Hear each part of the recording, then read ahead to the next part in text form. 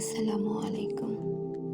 শুধু ধৈর্যশীলদেরই তাদের প্রতিদান পূর্ণরূপে দেওয়া হবে, কোনো হিসাব ছাড়াই। সূরা আজ-জুমার আয়াত 10। যদি দিনের পর দিন, রাতের পর রাত মোনাজাত আর কাঁদতে কাঁদতে তোমার চোখের পানি শুকিয়ে যায়, যদি গভীর রাতে তাহাজ্জুদ নামাজের অতি বিনয়ী আর বিশ্বাসী প্রার্থনাগুলো আর মনের চাওয়াগুলো অপূর্ণই থেকে যায়, যদি আরশের আজিম থেকে কোনো ফয়সালা না আসে, যদি তোমার ডাকে তোমার প্রভু সাড়া না দেয়, তবু হাল ছেড়ে দিও না, ধৈর্যহারা হয়ে যেও না, হতাশায় পড়ে যেও না। সাহায্য আসবেই ইনশাল্লাহ। তুমি কি জানো না, তিনি পরম করুণাময়, অসীম দয়ালু। তিনি সমস্ত চাওয়া পাওয়াগুলো পূরণের ক্ষমতা রাখেন। তবে এত সংশয় কিসের, এত তাড়া কিসের?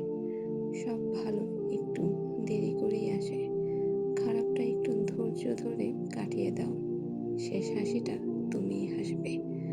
মনে রেখো, দোয়া করতে পারাটাই দোয়া কবুলের পূর্বাভাস।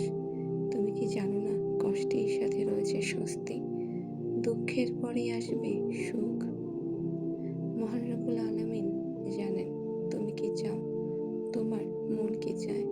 তোমার রব তোমাকে এত দিবেন যে তুমি খুশি হয়ে যাবে। রবের প্রতি বিশ্বাস রাখো এবং ধৈর্য ধারণ করো, নিশ্চয়ই তুমি জয়লাভ করবে ইনশাল্লাহ। যাকে দোয়া করার তৌফিক দেওয়া হয়েছে কবুল হওয়ার নিয়ামত থেকে, তাকে বঞ্চিত করা হয় না। এত চিন্তা করবেন না, জীবন যিনি দিয়েছেন তিনি কিছু না কিছু ভেবে রেখেছেন। খারাপ সময় পেরিয়ে ভালো সময় আসবেই ইনশাল্লাহ। মহান সেই সত্তার উপর বিশ্বাস রাখেন যিনি আপনাকে সৃষ্টি করেছে। মহান আল্লাহ তাআলার উপরে একটু ভরসা করে তাওয়াক্কুল রেখে ধৈর্য ধারণ করুন। আপনার সুখের দিন এই যে এলো।